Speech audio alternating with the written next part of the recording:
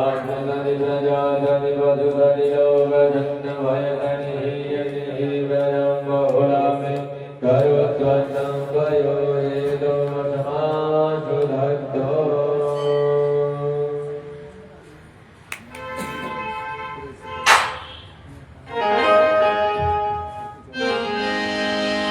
ओम जय शिव ओम जय शिव ब्रह्माणे तो सदाते ब्रह्माणे तो सदाते हरे हरे ओम हरे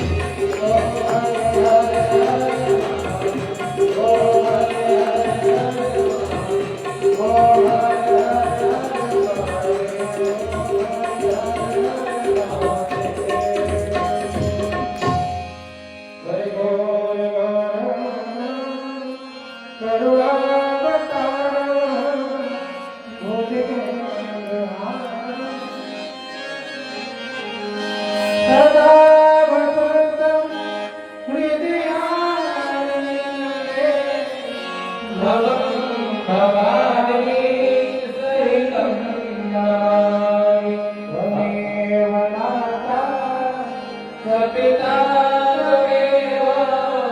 त्वमेव बन्धुश्च सखा त्वमेव विद्या त्वमेव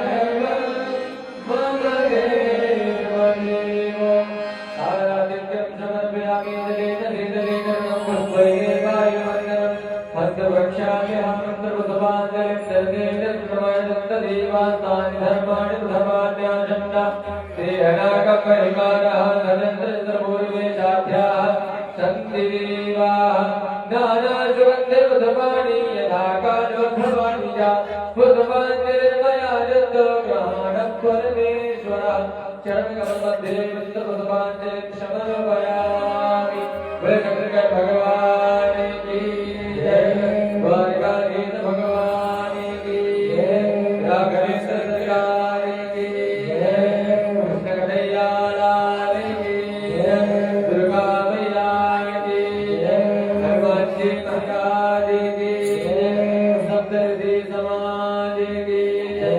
राम समस्त देवी देवताओं की जय धर्म की जय अधर्म का विनाश प्राणियों के विश्व का कल्याण गौ माता के जय भारत माता के जय सनातन धर्म की जय जय जय श्री राधे जय जय श्री राधे जय जय श्री राधे हर हर महादेव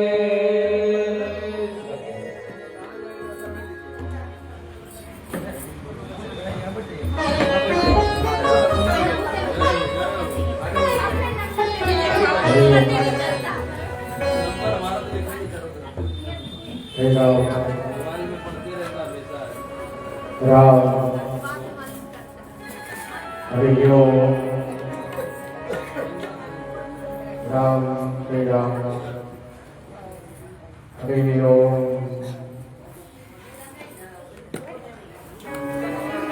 हरि ओम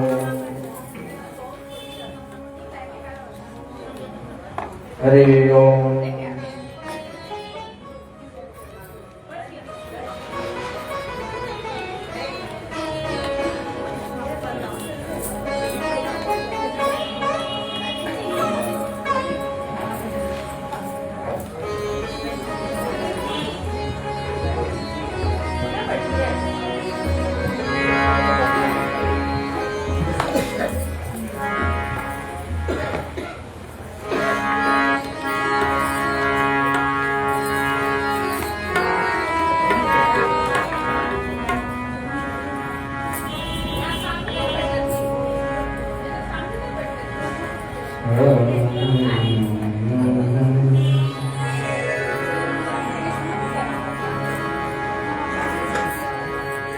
हरि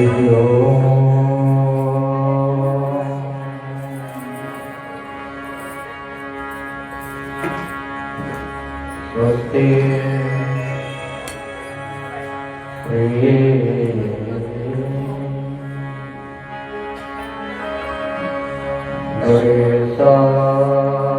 गणेशाय नमः।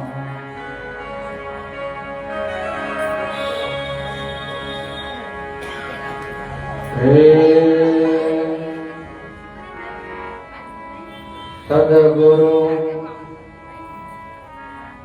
चरण कमलेभ्यो नमः।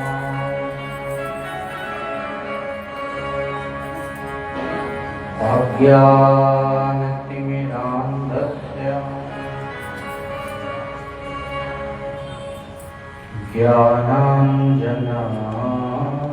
ज्ञानाञ्जनशलाकया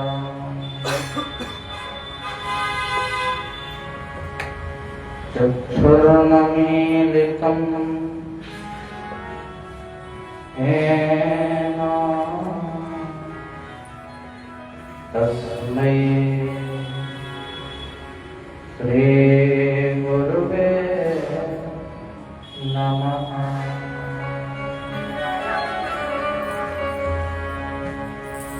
श्री राम राम रघुनंदन राम राम श्री राम राम भरता ब्रज राम राम श्री राम राम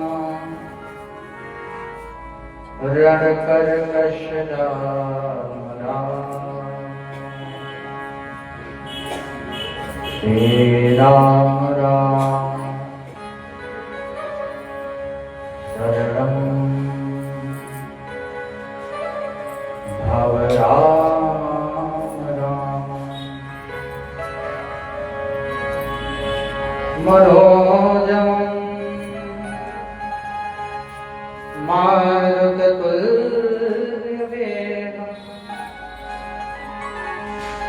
जितेन्द्रियं बुद्धिमतां वरिष्ठं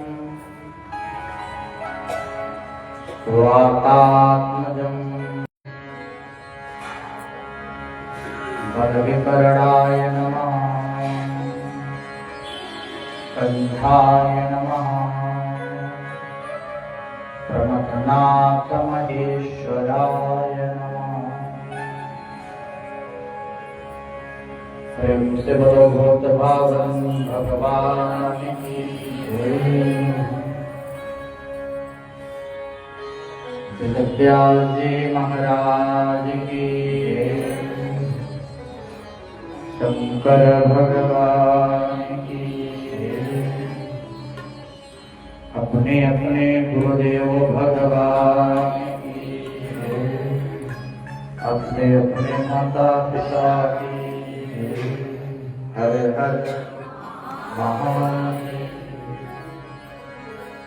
हर हर महादेव हर हर महादेव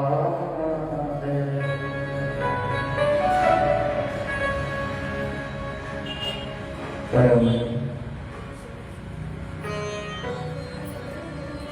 मंगलमय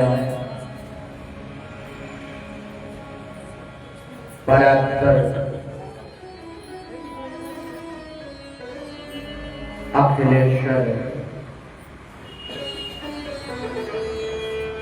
अकारण करुणा दुर्गालय जगत नियंता जगदाधार सृष्टिकर्ता पालनकर्ता संहारकर्ता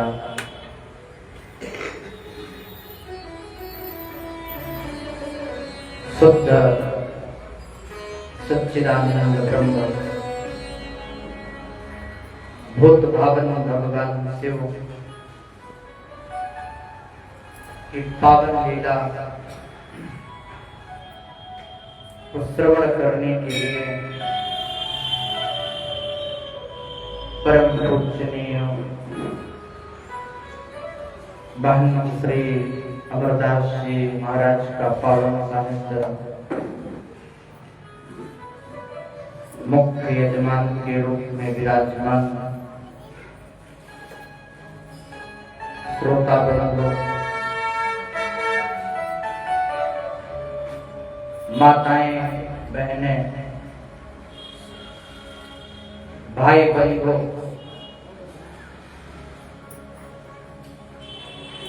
बड़े भाव से बड़े प्रेम से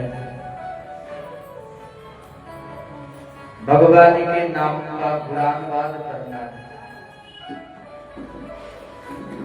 बोले पावन कथा साधारण नहीं है,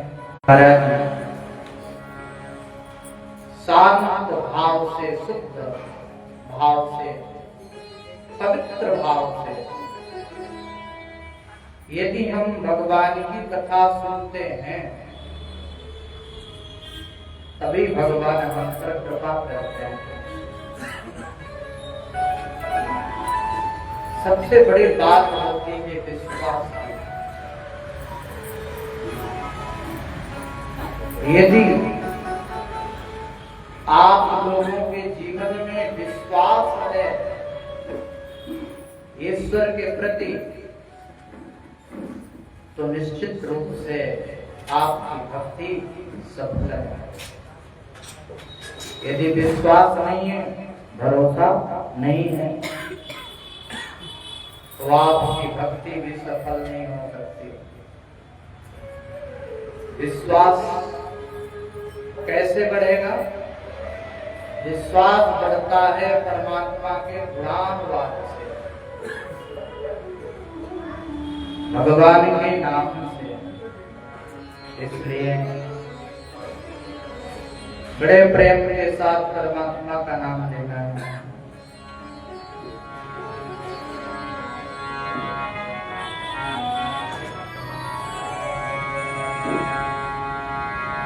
नमः शिवाय, नमः शिवाय, नमः शिवाय,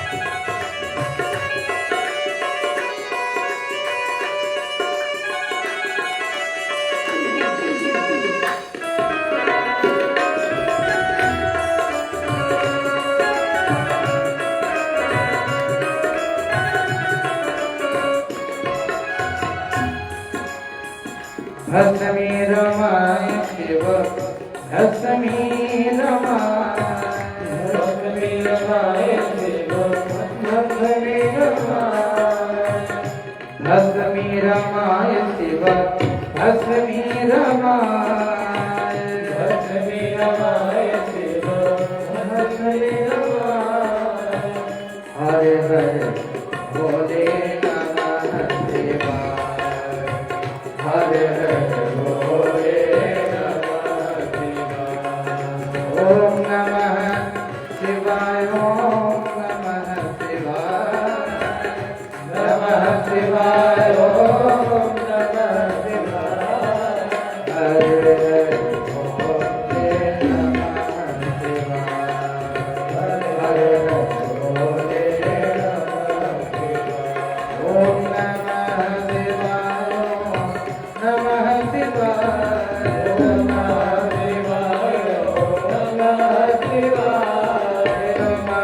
शिवाय नमः शिवाय नमः शिवाय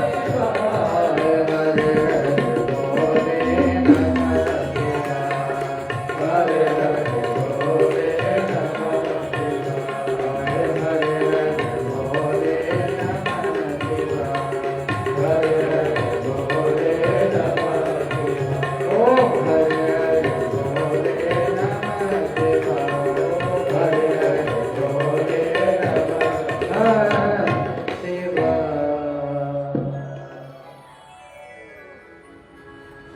से बोलो भक्तवत्सल भगवान कैलाशपति नाथ की जय शिव महापुराण की जय हर हर महादेव हर हर महादेव हर हर महादेव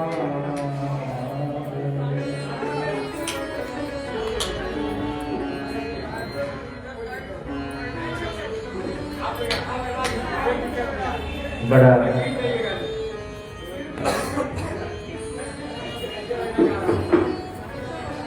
पावन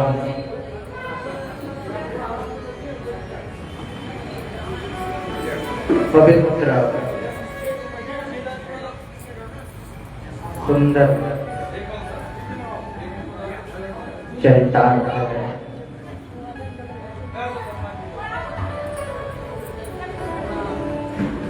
बड़े भाव से बड़े ध्यान से बड़े प्रेम से सुनना।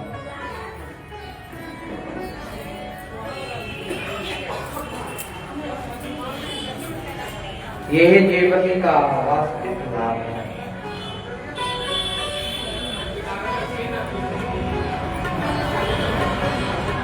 जब हम भगवान की कथा सुनते हैं तो हमारे जीवन के पाप नष्ट होते हैं।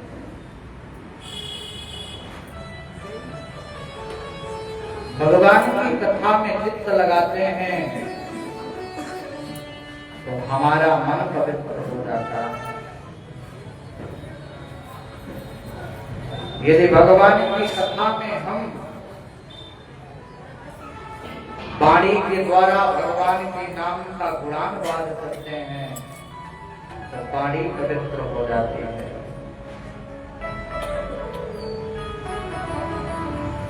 और ताली बजाकर यदि भगवान के नाम को गाकर कीर्तन करते हैं तो हमारा मन पवित्र हो जाता है।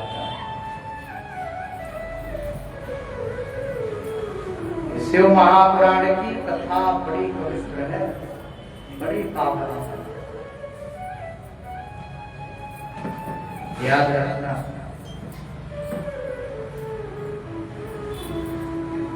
भगवान भोलेनाथ की कथा पापी भी सुन लेता है तो पुण्यात्मा बन जाता है।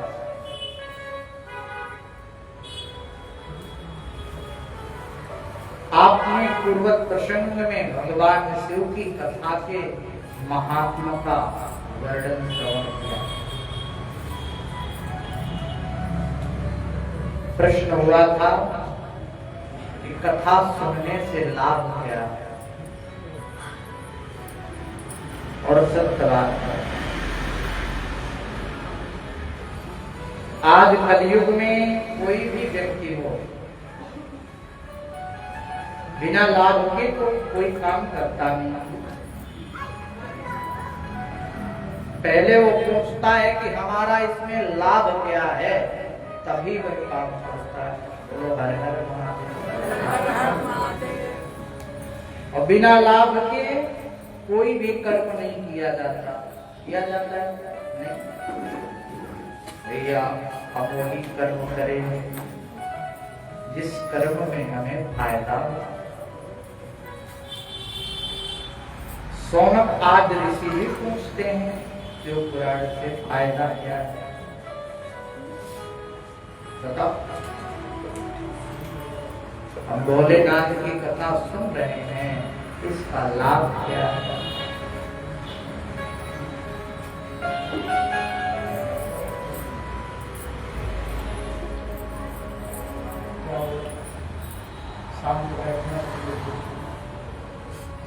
एक भी आवाज नहीं आती।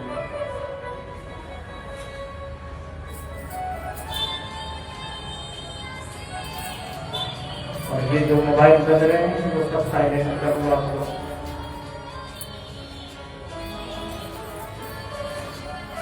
मोबाइल कथा में लेके आओ तो साइलेंट मोड पर रखो। याद रखना, पर ब्रह्म से तार जोड़ना ये साधारण काम नहीं है। बीड़ा की एक तार का स्वर उतर जाए तो राग गड़बड़ हो जाती है। इसी तरह भगवान की कथा में यदि थोड़ा सा भी डिस्टर्ब हुआ तो सारा भाव खत्म। न कथा का लाभ होता है, न कथा सुनने वाले को, न सुनाने वाले को। इसलिए जब तक कथा में बैठो तब तक चुपचाप शांत भाव से एकाग्रचित्त मन से बैठो। अच्छा, मैं कहता हूं कि यदि आप लोग यहाँ भी मोबाइल ही चलाना है, यहाँ भी बात ही करना है, तो क्यों आए हो अपना टाइम खराब करना? क्या मतलब आने का बताओ? कोई फायदा है? बात आपको संसार की ही करनी है, जीना आपको संसार में ही है, प्रपंच आपको संसार के ही करने हैं। तो भगवान की कथा में आने का लाभ क्या है? कोई लाभ? इसलिए 3 घंटे के लिए आते हो तो केवल 3 घंटे साल भर में 9 दिन के लिए तो परमात्मा को दे सकते हो। लोग कहते हैं महाराज जी बड़ी इमरजेंसी थी, फोन तो उठाना ही पड़ेगा। अच्छा, मान लीजिए इमरजेंसी किस बात का?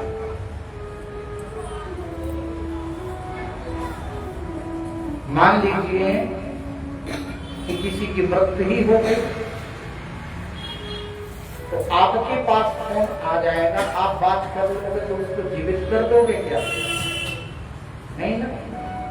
इससे अच्छा थोड़ी देर बाद पता चले तो कुछ देर के लिए दुख चला रहेगा, है ना। क्यों? मोबाइल हमारे जीवन में इतना उपयोगी हो गया है कि इसके बिना एक पल नहीं रहा जाता। एक पल इसके बिना नहीं रह पाते हो, कितनी बुरी बात है।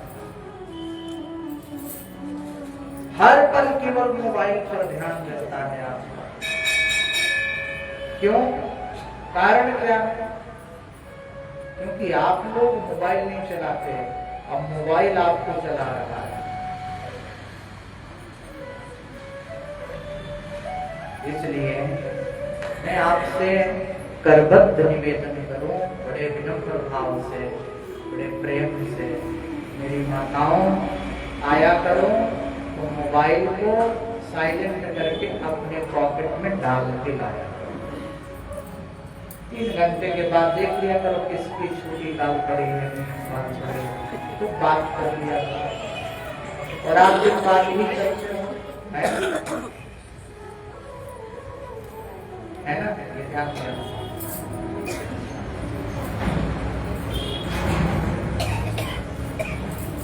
ये जितना फायदेमंद है उतना नुकसानदायक भी है।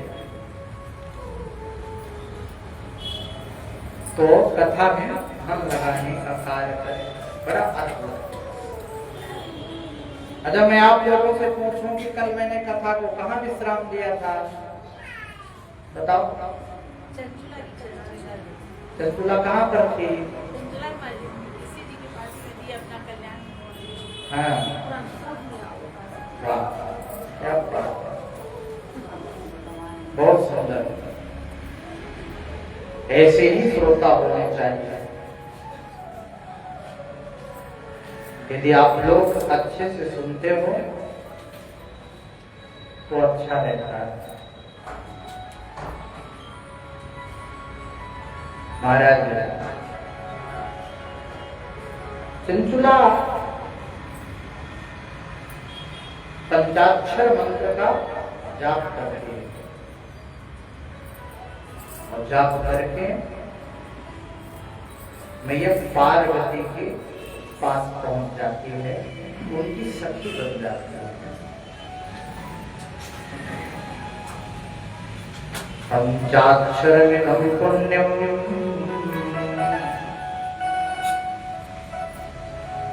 वह पठे शिव सन्निधौ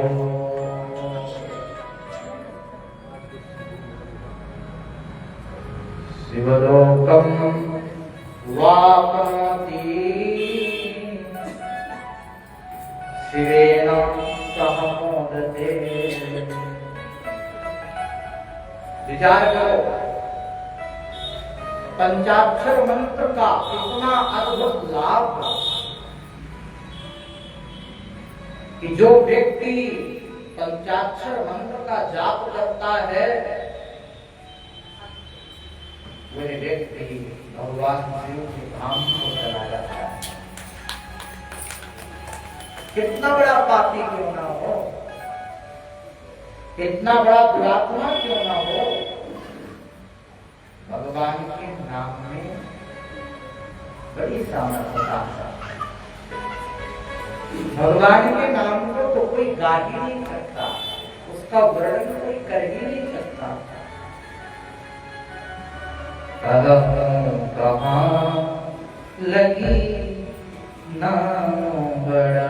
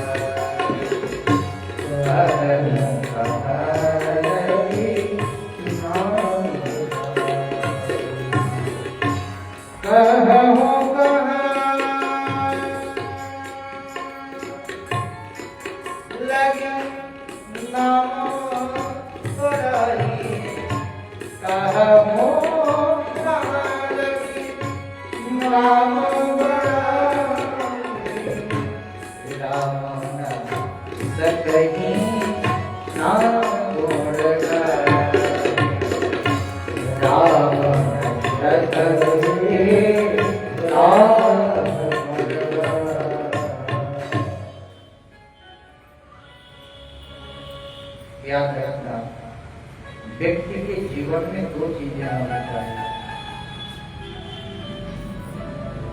मान लीजिए कि हमसे पाप भी हो गया, होता ही है। कोई व्यक्ति स्वीकार नहीं करता लेकिन सब पाप मानता, ये सत्यता की बात। जाने में अनजाने में पाप कर्म होता है। मान लीजिए बड़ा पापी हो गए हम, बहुत बड़े, लेकिन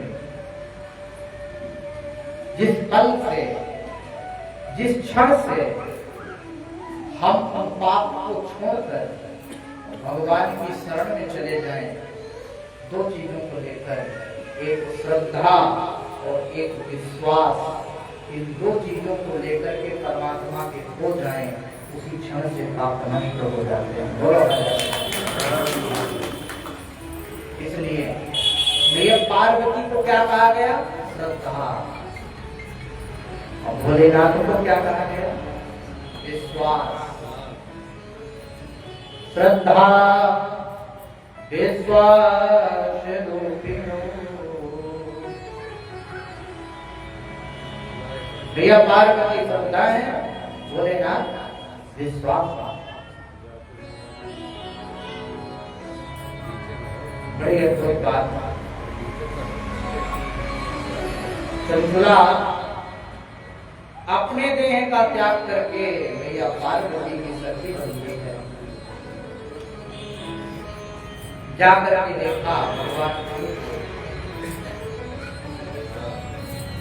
कितना अद्भुत रूप है शिव का। भगवान शिव के समान संसार में दूसरा कोई सुंदर नहीं है।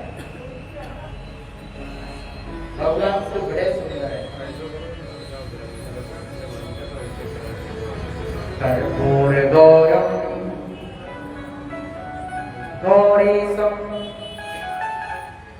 सर्वालंकारधारिणा सिद्धभस्म अमलदेहं सिद्धवस्त्रं महोज्ज्वलम्।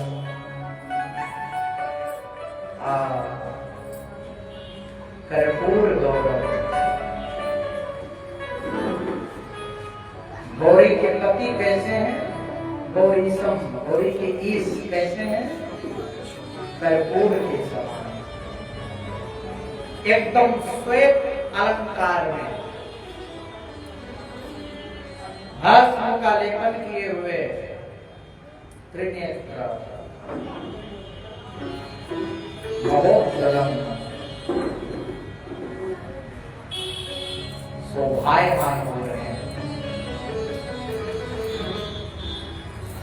मैया पार्वती भगवान शिव बड़ी करुणा के साथ अपने पास चंचुला को बुला करके सखी बना लेते हैं। एक दिन चंचुला पार्वती जी की बड़ी अद्भुत स्तुति कर रहे थे, वंदना। गिरिजे स्कंद माता सेविता सर्वदा नरैः सर्वसौख्य प्रदेशं भो प्रिये ब्रह्म स्वरूपिणी विष्णु ब्रह्मादि ससेव्या सगुणा निर्गुणा पिता त्वमाद्या प्रकृति सूक्ष्मा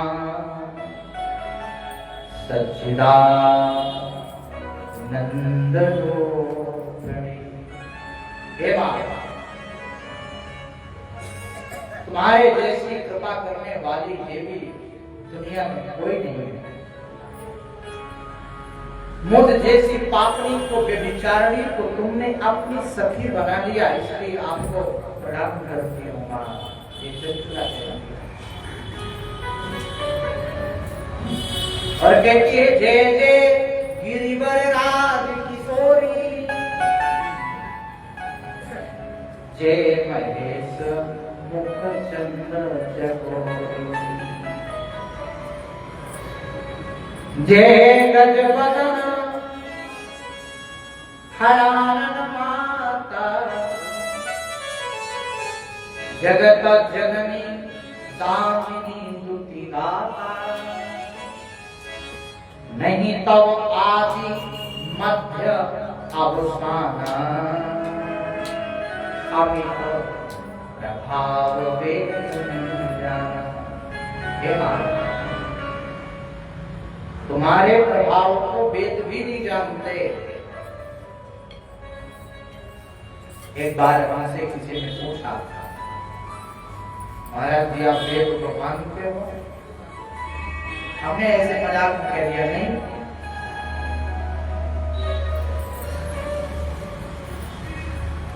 तो बोले किसको मानते हो? हमने कहा वेद जिसको मानता है हम उसको मानते हैं।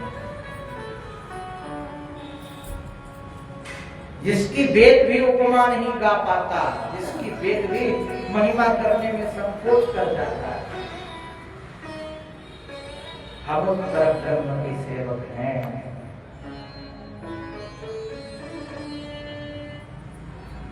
वेद भी जिसका पार नहीं पाता वो आदि सेवक है, साधारण नहीं। चंद्रमा की स्तुति से मैया पार्वती प्रसन्न हुई। कहा वरदान मांगो, क्या मांगना चाहते हैं? तो उसने कहा मेरा पति कहाँ है? मैया पार्वती ने कहा तुम्हारा पति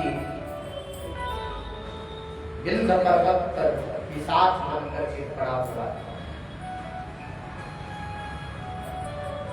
बड़ा पापी है, दुष्ट था, इसलिए ऐसा हुआ। चंद्रा हाथ जोड़कर कहती है, हे मैया अब आप ही मेरे पति के मोक्ष का मार्ग प्रशस्त करो।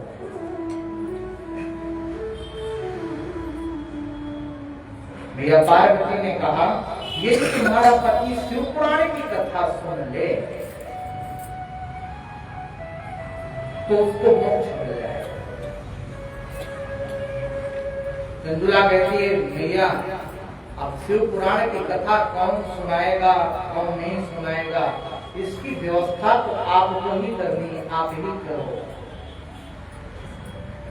और मेरे पति को शिव पुराण सुनाओ। बार बार प्रार्थना करने लगी, चरणों में गिर करके मैया से कहने लगी माँ मेरे पति को उद्धार करो, उसका उद्धार करो। ध्यान देना, मैया पार्वती ने एक गंधर्व को बुलाया जिसका नाम था तुम्बुर। मैया पार्वती तुम्बुर नाम के गंधर्व को बुला करके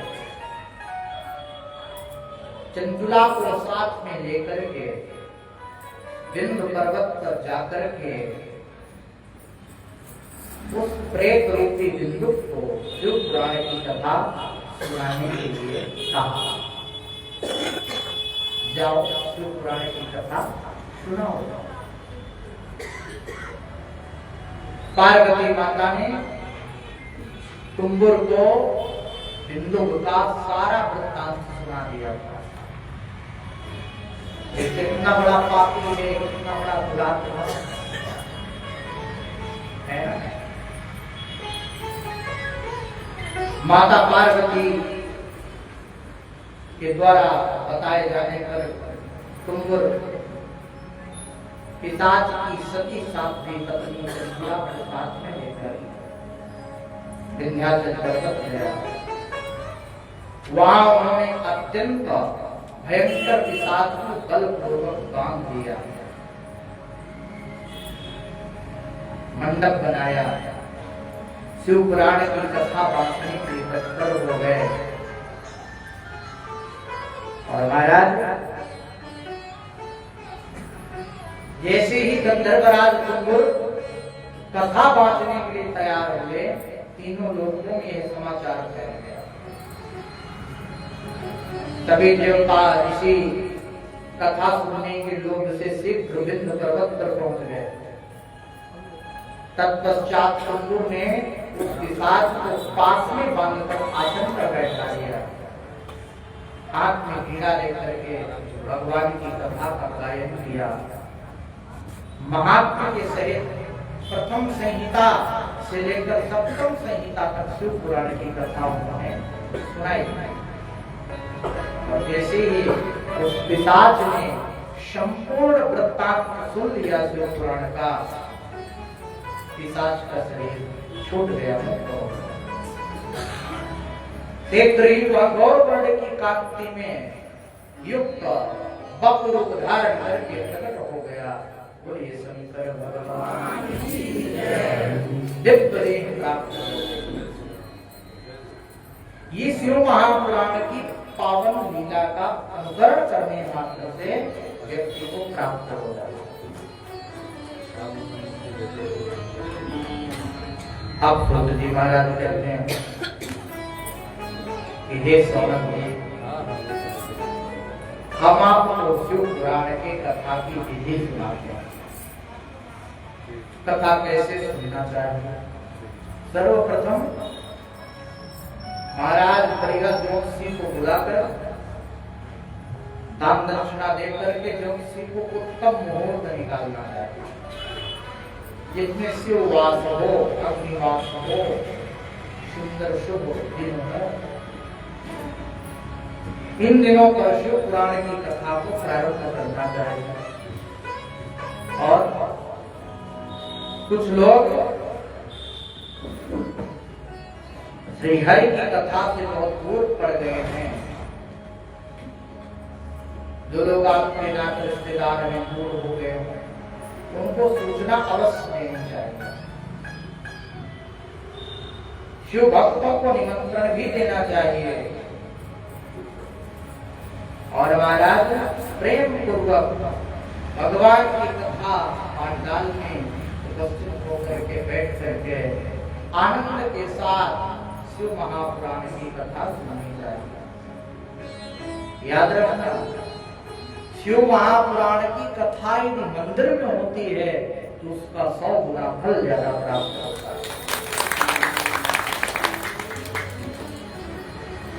यही शिव महापुराण की कथा यदि तीर्थ में होती है तो उसका 1000 गुना ज्यादा फल प्राप्त होता है। और घर में यदि यही कथा होती है तो 1 गुना फल ही प्राप्त होता है। अब समझो, आप 100 गुना ज्यादा फल ले रहे हैं। बड़ा दिव्य आसन निर्माण होना चाहिए। और महाराज व्यास पर ब्राह्मण को ही बैठना चाहिए। ब्राह्मण किसको कहते हैं? जो महाराज वेद अध्ययन करता, जो महाराज दान देता हो, यज्ञ करता हो, यज्ञ कराता हो।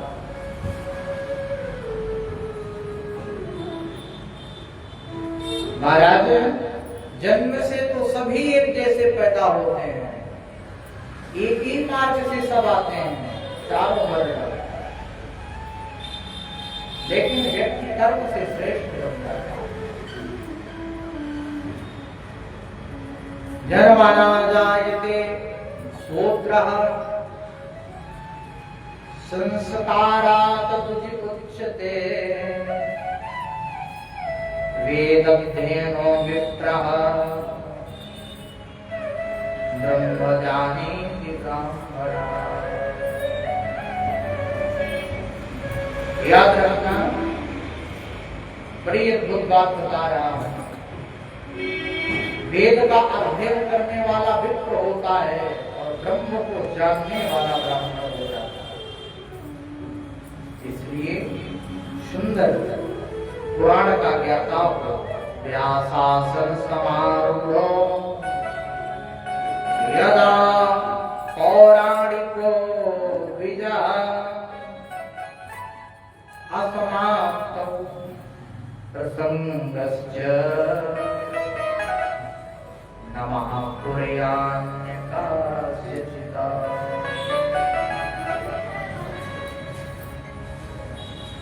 व्यासपीठ पर विराजमान तुझको सुंदर पुराण का ज्ञाता होना चाहिए, जो आपको दुनिया की बात न बताए, भगवान की कथा ही सुनाए।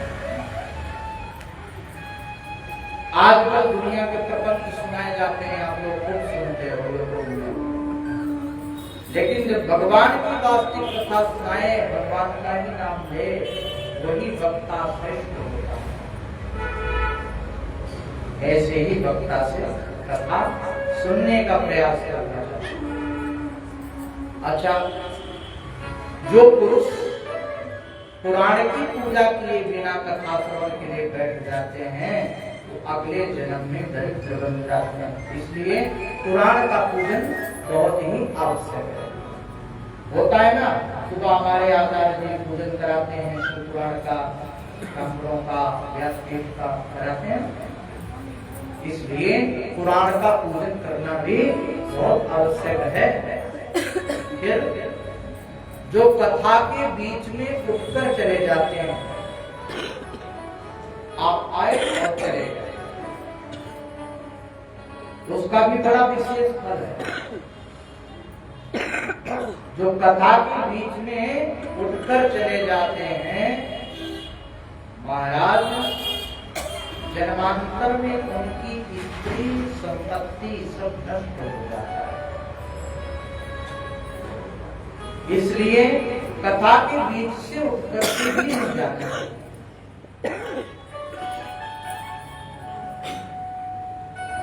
और ध्यान देना, जो पान चबाते हुए कथा सुनते हैं, गुटखा खाते हुए, तंबाकू खाते हुए, उनके विषय में भी बताया गया। उन्हें यमदूत मृत्यु के बाद विष्ठा के नरक में डाल देते हैं और उसको विष्ठा खिलाते हैं, लो खाओ। इसलिए पान, तंबाकू, सुपारी खाकर के भी कथा नहीं सुननी चाहिए, कथा में नहीं बैठना चाहिए। फिर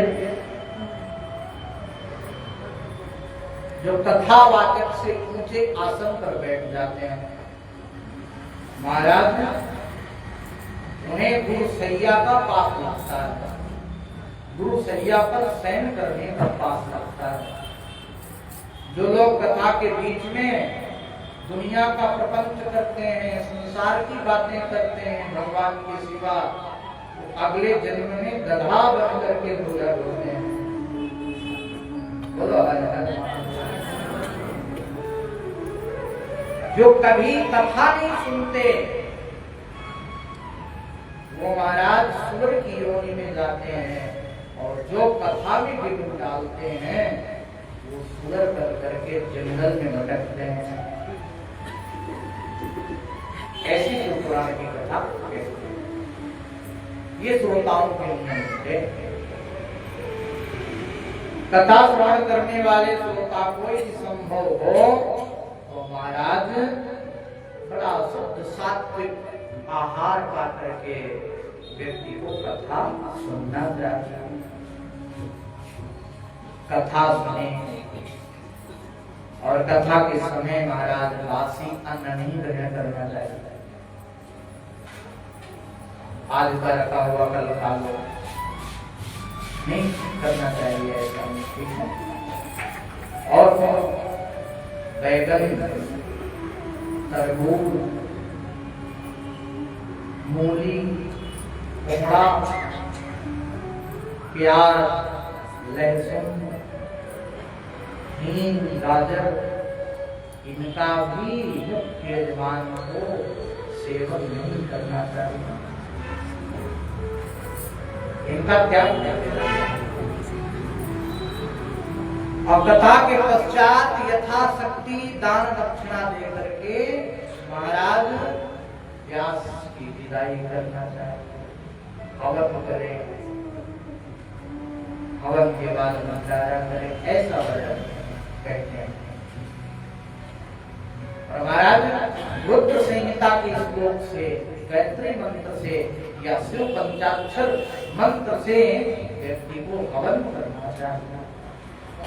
और यही सूत्राणी के हवन का वास्तव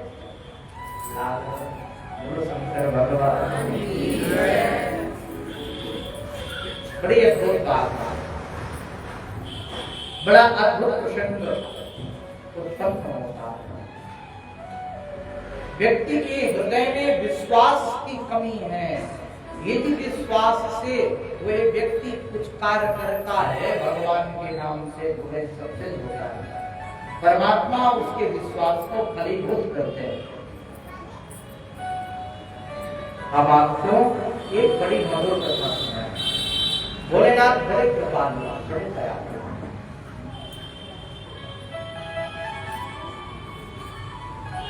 जानते हो, एक ठाकुर प्रसाद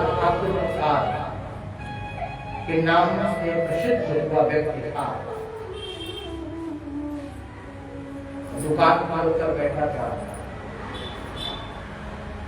भोलेनाथ की बड़ी सेवा करता, रोज भोलेनाथ को जल चढ़ाता, रोज भोलेनाथ की सेवा करता। अपनी दुकान पर जाता, दिन भर बैठा रहता, 1 रुपए की कमाई नहीं होती। पत्नी रोज चिल्लाती, क्या होता है तुम्हारे पूजने से? भोलेनाथ भोलेनाथ करते हो, आने के लिए नहीं है। उसके मन में भरोसा था, कोई बात नहीं, आज नहीं तो कल मेरे भोलेनाथ जरूर देंगे, कोई चिंता नहीं। याद रखना, जब हम भगवान के भरोसे हो जाते हैं तो भगवान भी हमारी परीक्षा लेते हैं। वो देखते हैं कि इसका भरोसा जो है अटल विश्वास के साथ है कि अभी इसके अंदर कुछ गड़बड़ है। यदि गड़बड़ होगा तो दुख में ये मेरे मुझे छोड़ देगा। यदि विश्वास होगा तो मेरे भरोसे बैठा रहेगा। अब हो जाता दुकान, बेटी का ब्याह करना था। बेटी के ब्याह में उसकी ससुराल की तरफ से बहुत सा धन मांगा गया और उसके पास कुछ था नहीं। 3 दिन बचे, 3 दिन पहले सूचना मिली कितना धन दोगे तो ब्याह होगा, नहीं होगा। अब पत्नी परेशान, वो भी परेशान, कहां से लाए, कैसे लाए? पत्नी ने कहा एक काम करो, दुकान ही बेच दो, चलती तो है नहीं, कुछ मिलता जुलता तो है नहीं। बोले कोई बात नहीं, मेरे भोलेनाथ सब करेंगे। बस ये भरोसा रहा और गया दुकान में बैठा। पहले दिन कुछ भी नहीं मिला, दूसरे दिन बैठा फिर भी कुछ नहीं मिला, तीसरे दिन रो पड़ा और कहने लगा भोलेनाथ आज यदि पैसा नहीं मिला, धन नहीं मिला तो बेटिया का ब्याह नहीं होगा, बेटी का ब्याह हो जाएगा। याद रखना, बड़ी अद्भुत कृपा की भोलेनाथ। एक ऐसा व्यक्ति आया तीसरे दिन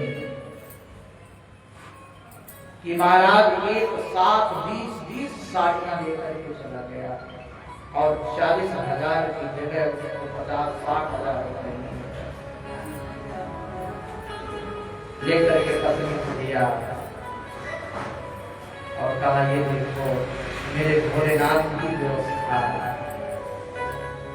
इससे बड़ी व्यवस्था संसार में किसी की हो ही नहीं सकती। मेरे कहने का मतलब ये है कि यदि हमें भरोसा हो जाए तो भगवान हमारे हर कार्य पूर्ण करता है। आसरा हमें परमात्मा का होना चाहिए। आसरा इस जहां का मिले ना मिले, आसरा इस जहाँ का मिले ना मुझको शिव का सहारा सदा चाहिए आसरा इस जहाँ का मिले ना आसरा इस जहाँ का मिले ना आसरा इस जहाँ का मिले ना मुझे आसरा इस जहाँ मुझको तेरा सहारा सदा चाहिए आसरा इस जहाँ का मिले ना मुझे सहारा सदा चाहिए।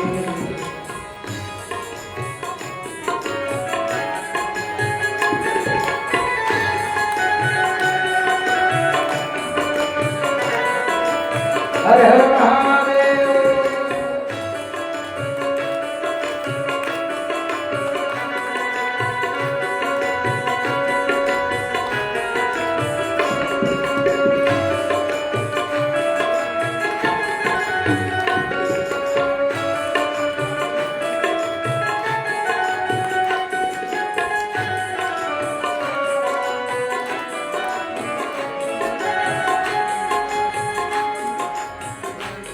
चांद तारे फलक पर दिखे ना दिखे चांद तारे फलक पर दिखे ना दिखे चांद तारे फलक पर दिखे ना दिखे चांद तारे फलक पर दिखे ना दिखे मुझको तेरा नजारा सदा चाहिए मुझको तेरा नजारा सदा चाहिए मुझको तेरा नजारा सदा चाहिए मुझको तेरा नजारा सदा चाहिए आसरा इस जहाँ का मिले ना ओ आसरा इस जहाँ का मिले ना मुझको तेरा सहारा सदा चाहिए मुझको तेरा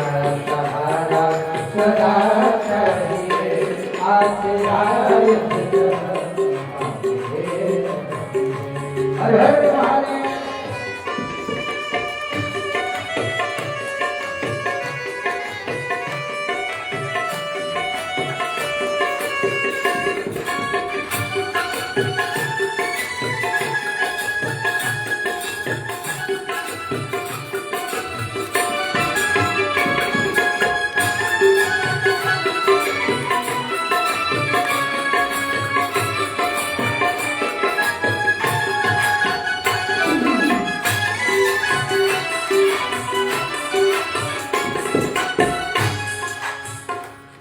एक बात बताओ आप लोगों को शिव का सहारा चाहिए कि नहीं चाहिए ना तो हाथ उठाओ ना बड़े प्रेम से और कहो मेरी धीमी है चाल और पत्थर है विशाल मेरी धीमी है चाल मेरी धीमी है चाल और पत्थर विशाल मेरी धीमी है चाल और पत्थर विशाल हर कदम पर मुसीबत है मुझको संभाल हर कदम पर मुसीबत है मुझको संभाल हर कदम पर मुसीबत है मुझको संभाल हर कदम पर मुसीबत है मुझको संभाल पैर मेरे हकी में चले ना पैर मेरे मेरे दिल को इशारा तेरा चाहिए आसरा इस जहाँ का मिले ना मिले मुझको तेरा सहारा सदा ना मिले ना मिले आसरा इतना ना मिले ना मिले मुझको तेरा सहारा सदा चाहिए मुझको तेरा सहारा सदा चाहिए आसरा इतना ना मिले ना मिले। हरि बोल। अरे बाप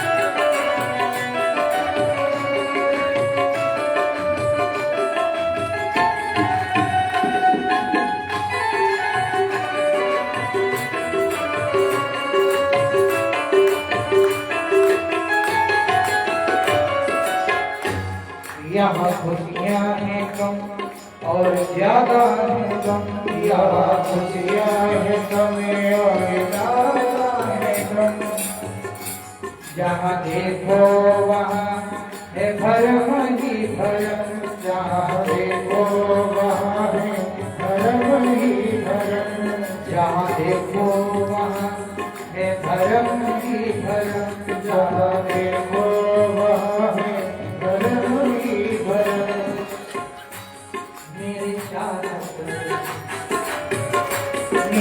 चाहत दुनिया बसे न बसे मेरे चाहत दुनिया मेरे दिल में बस तेरा तेरा चाहिए आसरा इतना आसरा मुझको तेरा सहारा सदा चाहिए आसरा इतना। हर हर महादेव।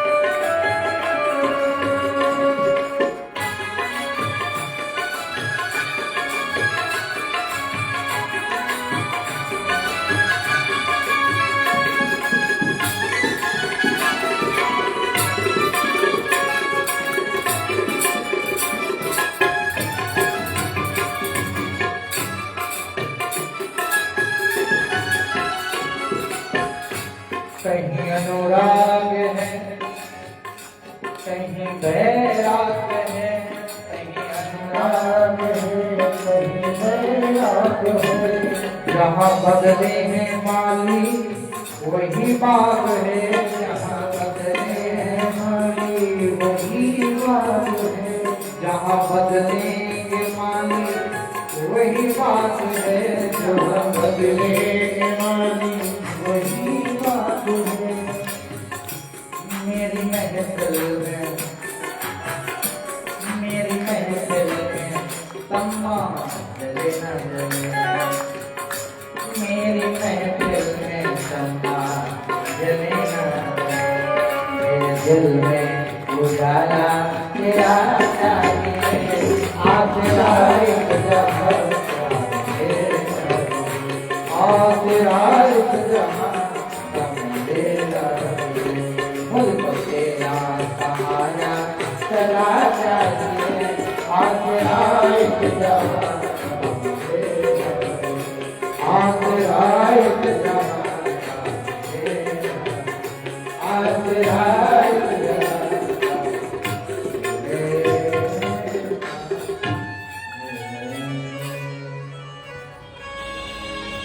प्रेम से बोलो भूत भागन भगवान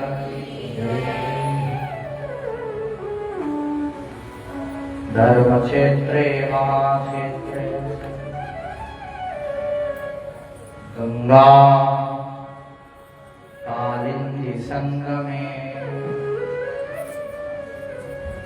प्रयागे परमे पुण्ये ब्रह्मलोक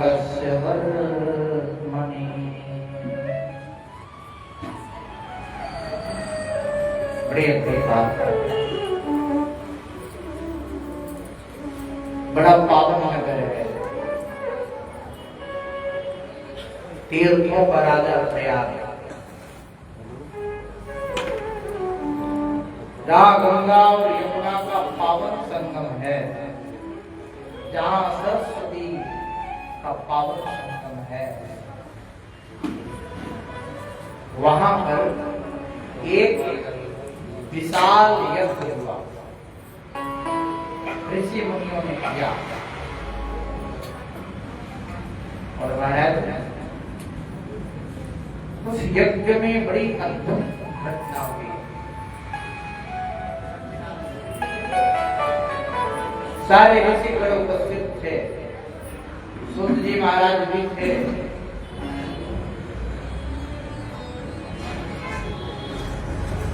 जानते हो सूत जी का नाम क्या था? दो सूत हुए, पहले सूत हुए रोमहर्षण और दूसरे सूत हुए उग्रश्रवा। उग्रश्रवा नाम के सूत तब हुए जब रोमहर्षण जी का वध बलराम जी ने कुशा के माध्यम से कर दिया। फिर जो दूसरे बनाए गए, बलराम जी ने अपने द्वारा उनका निर्माण किया, वो उग्रश्रवा सूत के रूप में प्रकट हुए। रोमहर्षण क्यों कहा जाता था जानते हो? जब वो कथा कहते थे तो श्रोताओं के रोम रोम पुलकित हो जाते थे, हर्षित हो जाते थे, इसलिए उनका नाम रोमहर्षण पड़ा। रोमहर्षण नाम के सूत विराजमान है सौनक ऋषि उसमें। हे सूत जी महाराज, कलयुग आ गया। इस कलिकाल में मनुष्य का उद्धार कैसे होगा? क्या करें? प्राप्ति कलयुगे घोरे नराः पुण्या विवर्जिता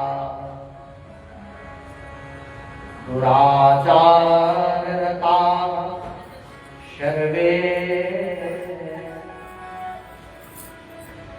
सत्यवार्ता परामुखा। हे महाराज, इस कलिकाल में लोग पुण्य से वर्जित हो जाएंगे। पुण्य वर्जिता, कोई भी व्यक्ति पुण्य नहीं करेगा, सब पापरत रहेंगे। प्रत्येक प्राणी पाप के वशीभूत हो जाएगा। क्यों? क्योंकि कलयुग का मित्र कौन है? अधर्म, और अधर्म हावी हो जाएगा और धर्म की हानि प्रारंभ हो जाएगी। ध्यान देना, सतयुग में, त्रेता में, द्वापर में लोग पाप वर्जिता होते थे, पाप से डरते थे,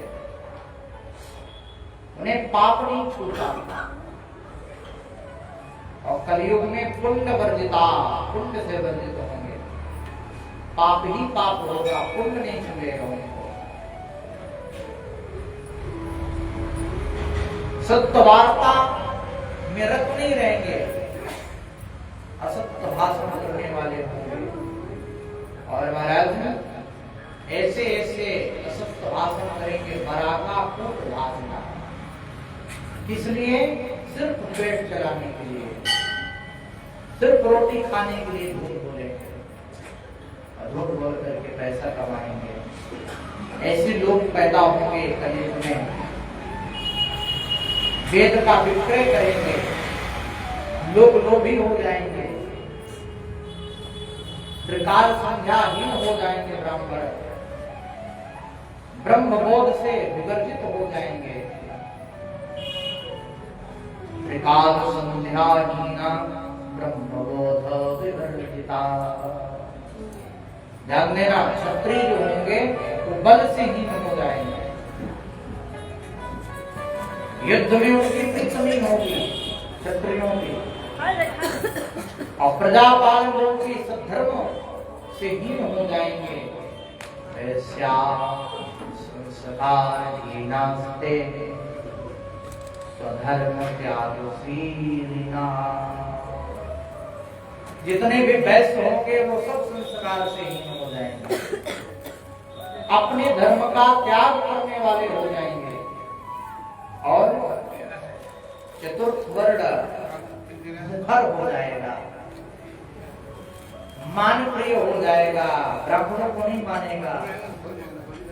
और महाराज स्त्रियां स्वेच्छाचारिणी हो जाएंगी, अपने अपने मन का कार्य करेंगे, किसी की नहीं सुनेंगे। कलयुग के संदर्भ में बड़ी अद्भुत पंक्तियां गोस्वामी जी ने भी लिखी हैं। बहुधाम सवारिणी कामजति, बहुधाम सवारिणी भाजति, विषयावरणि नहीं विरति।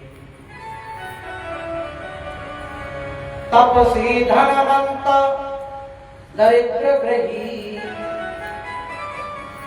कलिभोग न जात दही।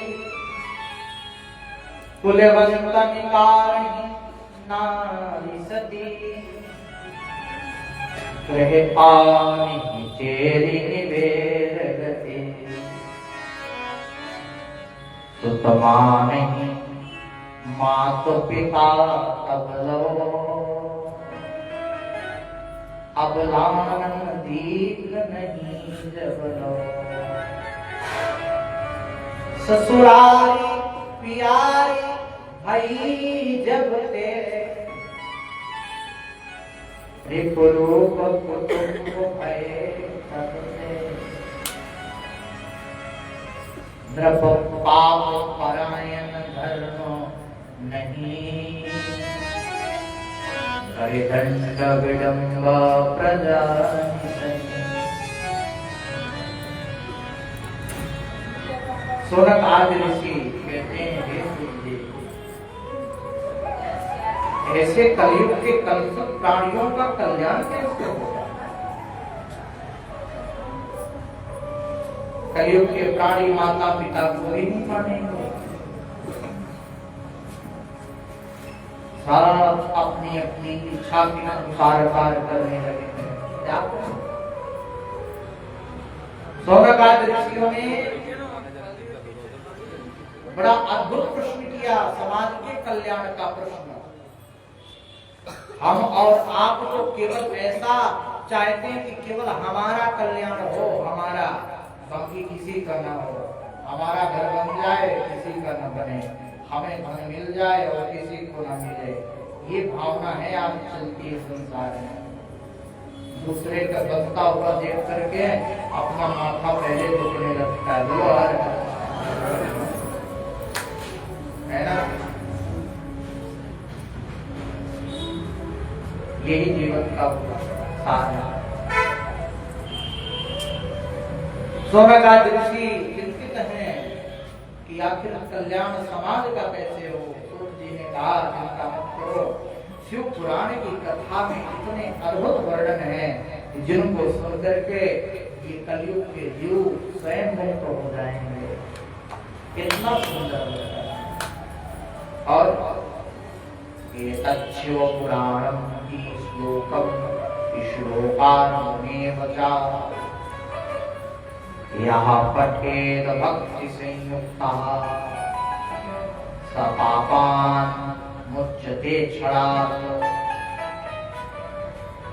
शिव पुराण में कहते हैं कि जो भक्त भक्ति पूर्वक, श्रद्धा पूर्वक एक श्लोक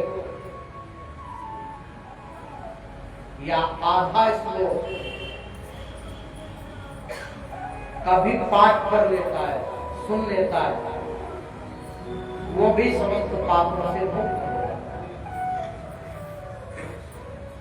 जो चतुर्दशी के दिन, ध्यान देना, बड़े ध्यान से सुनना, और मैंने पहले कहा कि शिव पुराण में बहुत सारी चीजें आपके ज्ञानवर्धन की हैं।